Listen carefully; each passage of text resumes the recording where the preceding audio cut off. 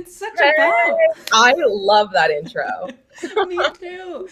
Welcome, everyone, to another fun episode of our Friday show, Coffee with the Ducks. And we have a very special co host for you today. Hello. I just really enjoyed being on the show 2 weeks ago that I said I want to take over Jorge's role. And he let you do that? He did for one episode, just because now he's going to be the shining star and we're going to get to talk to him. Someone's got to interview Jorge, so Exactly. that is so Exactly. awesome. And we have our regulars tuning in today. Hola, amigas. Hola, back at ya. Yeah. And I saw Mike in the comments, the first comment after Jorge. That's awesome. Mike, thanks for being here. So, for those of you who have never seen our show before, Jorge and I, normally Jorge and I, but today Lauren and I get to interview a different member of our StreamYard team as it's growing so big. Our audience had a request to, get to know the people behind the scenes. So it's been really fun for us to kind of get a deep dive, do an interview with people who work on the StreamYard tool that you all love so much. Yeah. So, without further ado, let us know if you have questions for Jorge in the comments at any time during the stream. But welcome, Jorge, to the Coffee with the Ducks. Welcome, Jorge. Good afternoon, good morning, good night. How, Dan and Lauren? It's so great to have you here. Thank you. I know it's kind of jarring. You haven't been here before. It's your very first time. First time here.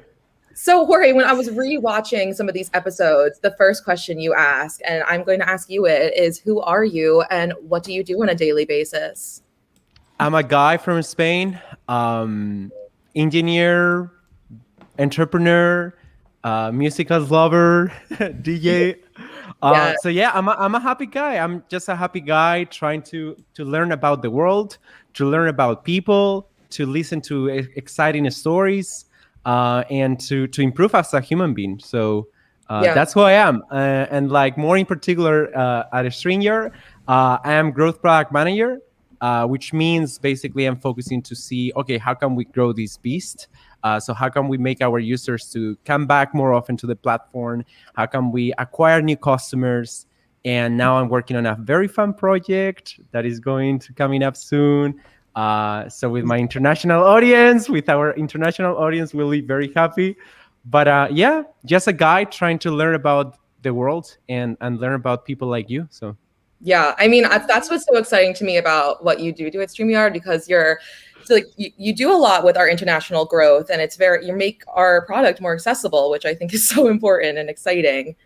Yeah, totally. It's just one of the things that, coming from, I was born in Spain.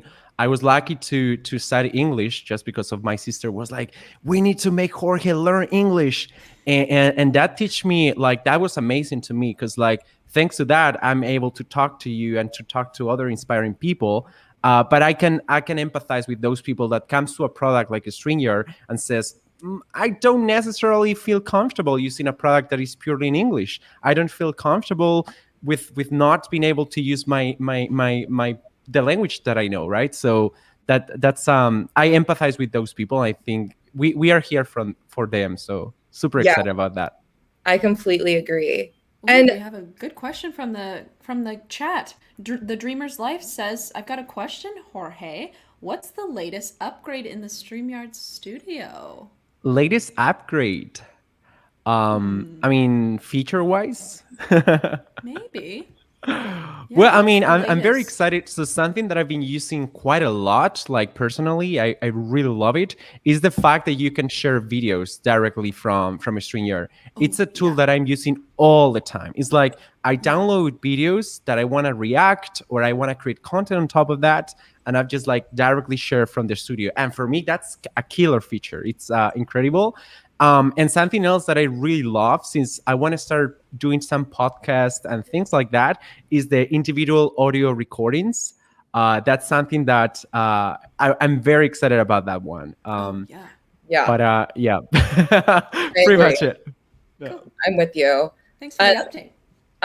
Jorge, so you actually have worked for large companies such as like Amazon and Eventbrite, and then now you work for StreamYard, which is more of a startup. What like made you want to make that switch? Great question. I think it's a matter of impact that you can make. So when you're in those bigger corporations, definitely you have like you do a feature and you reach millions of customers as we do at a StreamYard. But you're more narrow, like you're working on very specific areas of the product. It's like if you're an engineer, you will be doing engineering. If you're a product manager, you will be doing product management. So I would say first is a scope. You tend to make a huge impact, but in more concrete verticals. So at Amazon, I was working for internationalization. At Eventbrite, I was working for a website builder, like similar to Wix.com or Squarespace, and then online events. But the roles are more rigid. It's like my expectation is for you to be a software engineer or a software developer. That's what I'm expecting from you. While at a startup like a StreamYard for me was like, wow, it's like there's so many things to do, so many things to set up that you have more freedom. You have more autonomy to just like, hey, I have this idea about like we can work on this expansion project, or I have this idea that we can work on this analytics, and you have more freedom. So for me, it's a matter of like, it's like, as I would say, I'm by nature, I'm more inclined to work on startups. But for so long, I was like, okay, I want to learn the business from bigger corporations to learn how do they collaborate, cooperate, how do they organize company cultures. But this is my nature. It's like, this is more fun, in my opinion. So, yeah. I completely agree. I think that honestly is like one of the most exciting things to me about working at StreamYard is like, if there's like one of us has an idea, or we just like, or if there's something that is happening that we want to provide a product suggestion for, like there's people here at the company that want to listen and update and like really just build with the people who are already in the company. So I mean, this is my first kind of job like this, but I mean, it feels very unique to me and I don't even have stuff to compare it to. But Jorge, I was on your website and something that I read that stood out to me is that you taught yourself how to do software development at 10 years old. What 10-year-old Jorge like? I was a weirdo. I mean, I guess I still no. It was the story why I got into software is very, very funny because when I was very young, I was playing a lot of video games. Like it was crazy, like a lot of video games. Like I was very obsessed by that. And I have two sisters, and one of them completely like by accident walked by and crashed my PlayStation. Like literally, like the PlayStation falls down and crashed. So for me, I was like, maybe this is a signal. But yeah, I said, I was that weekend, I was very bored, and I said, okay, I don't have PlayStation. Maybe I can go to fix it. And then I saw like a computer there, so I just started to go to the computer and say, how do I do things here? And that's how I started. And like the interesting part is that I've learned to code, like to do software development, to do design, just by watching YouTube videos, just by reading books, just by just doing, basically. And I would say, it's been very fun because it's one of the things that I always say, like if you're very passionate about something, or you're genuinely curious about like how the world works, or how do you build a website, or how do you do software, that curiosity, you can actually make it like play for you. I don't know if that makes sense, but basically it's like, I love musicals. Maybe I want to create a website for musicals. I love sports. Maybe I want to create a website for sports. So, it's been always like learning by doing. Really, it's like I wanna do a website for my friends. I just do it. I want to get some more money. I just work for others. So yeah, it was totally by chance, thanks to my sister one more time, that I got into software. Thank God she broke that gaming machine. I think you're really, really good at like pointing out what's missing, like pointing out something that hasn't been accessed yet. Like I'm thinking about that, the product you're working on, the Stream Radio X. Am I saying that what it's called? Yeah. Right.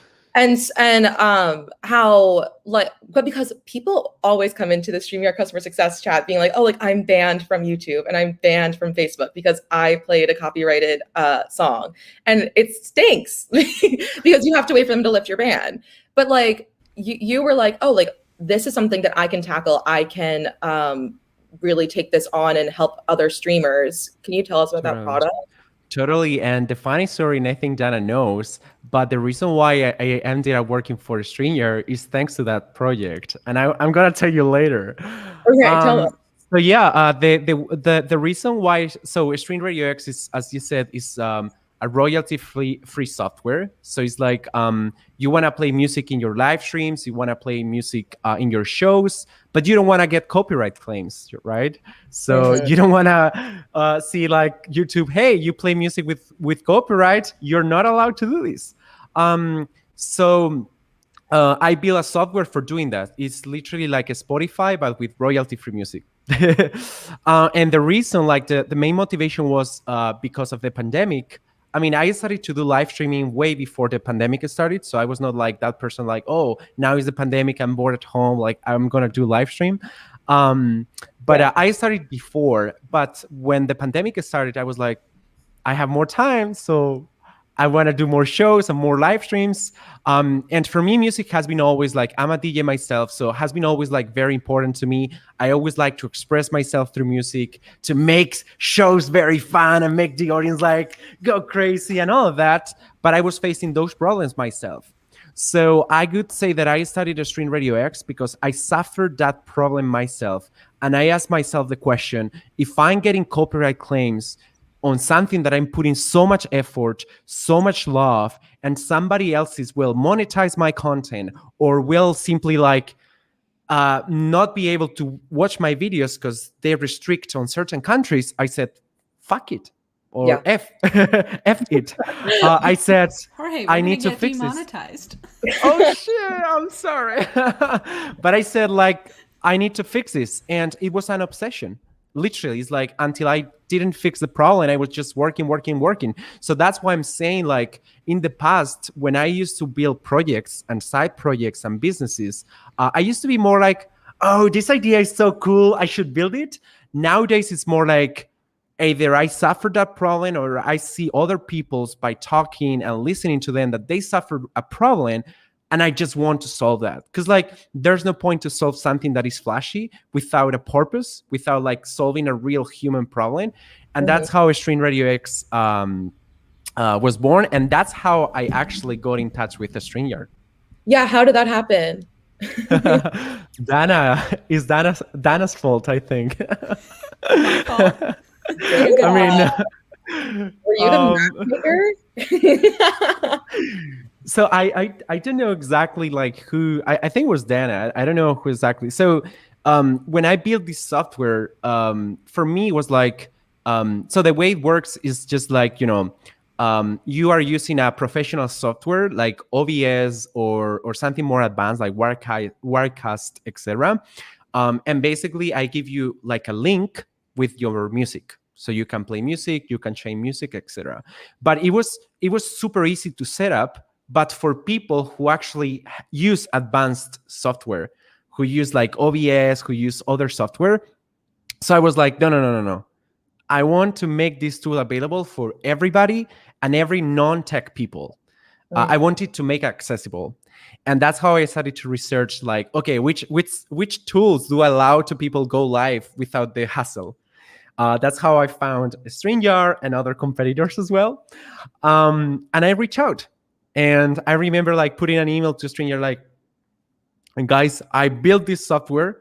I talked to users and they told me like, oh yeah, StreamYard is nice, but doesn't allow me to play music and blah, blah, blah. So I saw the pain point and I've just reached out like, hey, StreamYard,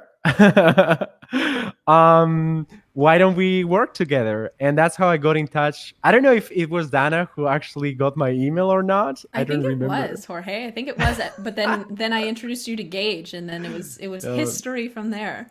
Yeah, no, I mean it's always like you are my angel in that sense because no, I mean totally. That's so I sweet. totally reach out not because like I was looking for a job or anything like that. It was literally because I was like, I really want to make this tool accessible for everybody. And I started to talk to Geishan at some point. He was like, why don't you come to work with us? It seems like we get along well with each other. It seems like you're very excited about live streaming and online software like this because I was coming from online events at Eventbrite. Yeah. And at some point I was like, dude, I want to work with these guys.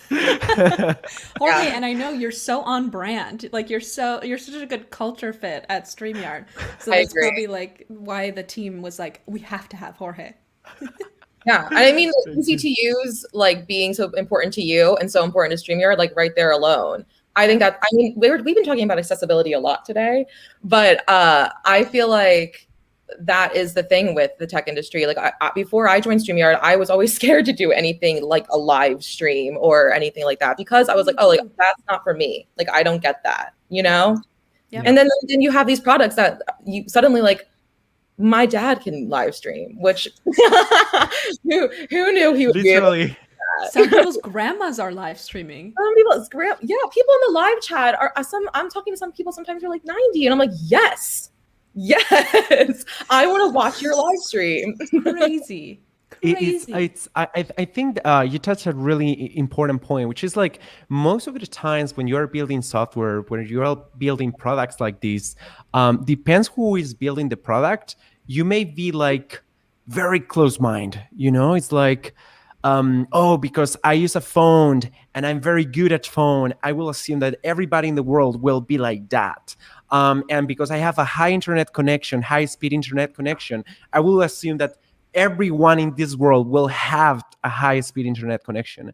And you realize that we live in such a complex and big world that that's not the case. So it's like when we are building products, we always need to empathize with customers. And it's like, I mean, if we build something like OBS, it could be like a hassle. Like how many people could be like, no, you know, I don't have the money to get a really nice computer to run OBS because it's very intensive. It's like you really need to have a really great software and so on. And even for me, now it's like at home in Madrid, I have like a big computer, super powerful. I can do live streaming, but now I have my computer.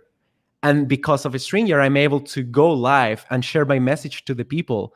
Without that, I couldn't be able to do that, right? So I think it's always very important, like we are building software, to realize that we have our own cognitive biases, we have our own background, but that could not be the reality out there. And I think, like, if you think about it, it's just not only I'm just all and I Loving these comments. totally.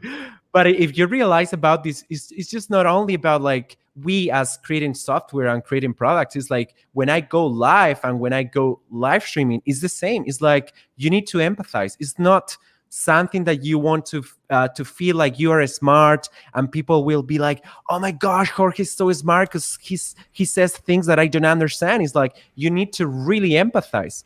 And I know, like, if I'm talking to an audience that maybe like they are not technical or they are not knowledgeable, you need to adapt to it, and I think it's something that I always try to apply, like empathy, accessibility, and like we live in such a complex world that we really need to be open and not be very biased by our own background and context. Yes, and I think that live streaming completely helps with that. I'm even looking at this one comment through StreamYard. I met a lot of friends. And I'm like, oh, well, yes, because like, yes, you need a lot of friends live streaming, but also like, because you can connect to people that are anywhere in the world, really. Yeah. And that comes right back to accessibility too, because like you might have never been able to talk to somebody who was across the world from you, but now you can. Now you can. And with the comment section, it's like what we always say, we always like bring our audience, you know, first of all, we bring them on screen, but we also like say, let us know where you're tuning in from, because it's so fun to see how global, you know, all the friends that we're making are. It really makes the world feel smaller, I think. Yeah. It's like, I always joke with friends. It's like my best friends and people that I care. I mean, all of you I care, like all the people that I work and close friends, like they're not, I didn't met them in person. Mm. And that's, I mean, that could be scary a little bit, right? Like where we are going as a society and as a human, like that all our interaction happen online, and most of that nowadays, right? Like I think there must be a balance, but I've met my best friends like online, really, like on Twitter, LinkedIn, doing shows like these, like doing live streaming. So I would say it's a paradigm that many people will not understand. Like, will be like some friction at the beginning. Is like, what? Why? Like, oh, meeting people online or dating people online, blah blah. That could be one of those friction points or biases. But if you think about it, it's just like internet is the same as going to an online event or an in-person event, but rather than only access a very small group of people that lives close to you, you can literally access everyone in this world and put your message out there. And it's like, if you think about it, like when I'm doing TikToks or when I'm doing YouTube content, the amount of people that I can reach, like in Latin America, in North America, in Europe, can you measure how much money would it cost me to actually travel to those places to meet those people? That's why I'm very excited about internet, and I'm very excited about live streaming, because I'm a very video person sort of thing. Like, like I write blogs and I like to write down notes. For me, it's more like a therapy rather than like the format. And video is keen just because I can express myself, like look at you and say, this is me, and I'm just moving my hands all the time. So, and you're so personable. Like I just, you as a personality online. I even like in the working with you and seeing your messages. Like I feel like you just are really good at garnering a community around you, because you're just so kind and you like to reach out. So friendly. So friendly. Okay, next up, Jorge. Jorge, we're ready for my favorite section. Oh, no more questions, Dana. No, these are questions. These are questions. These are important questions. Fast questions. Oh, but Dana. before we get into the lightning round, everyone type #ducks in the chat to be entered for our merch giveaway at the end of the show. Ooh, I'm so excited. Okay, what are we giving away today? Let's give away a new plush duck, Puddles plush. That'll be our giveaway today. Oh, man. Okay, Jorge, are you ready? I'm ready. I'm ready. Okay, Jorge. Do you prefer texting or talking? Talking. Okay. I like texting. I mean, maybe I can develop a little. I like texting, but I just feel like talking, like video or voice, it's more personal and more close, and it's more fun. But you can also have fun texting. So both. Jorge says both. Okay, Jorge, if you had to be in a musical, what musical would you want to appear in? Hades Sound. Hades Sound,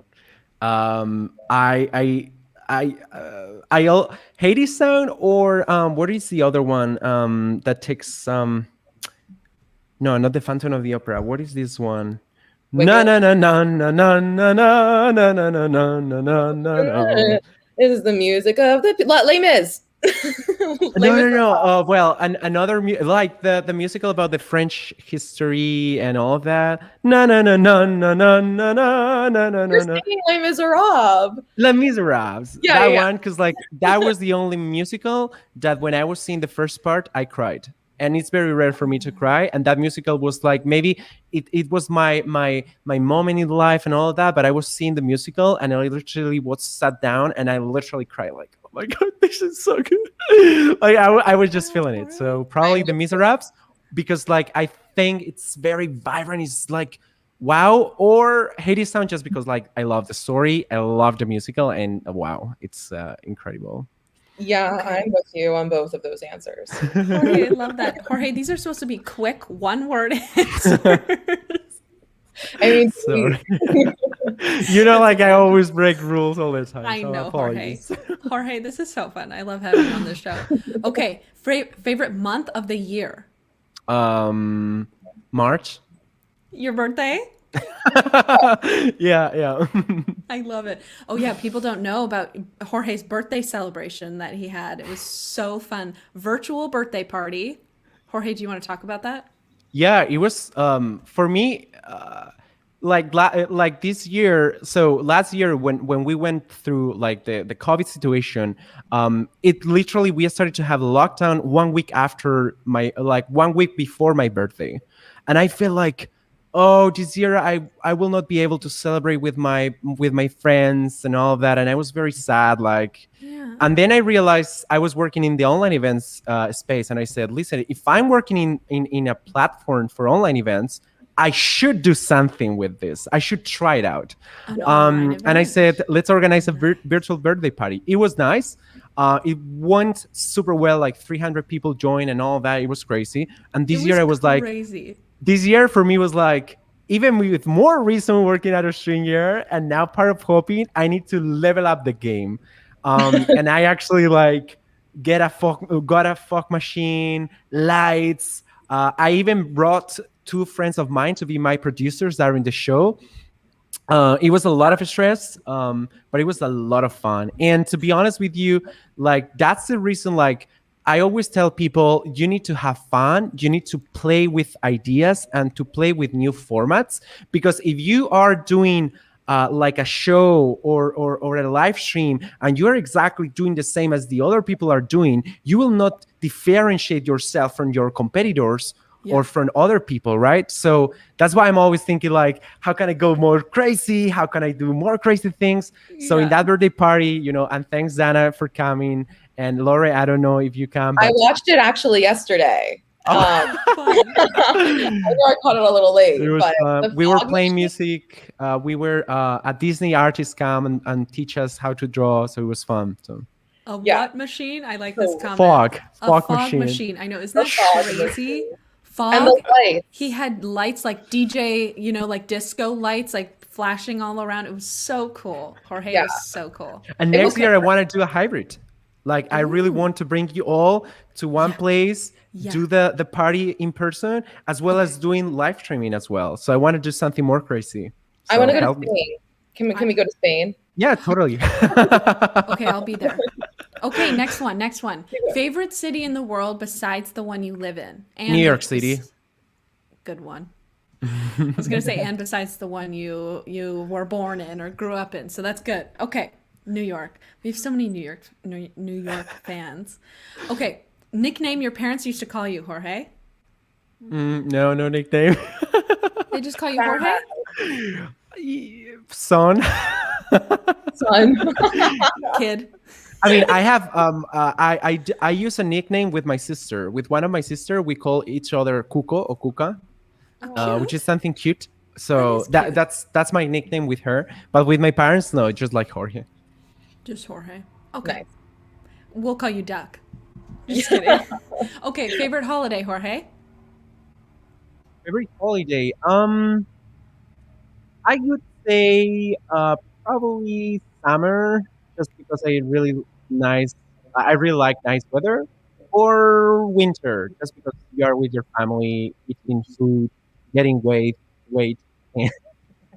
and being super happy. Okay, so those are like your favorite seasons of the year? Probably. What about favorite holidays? My birthday? No,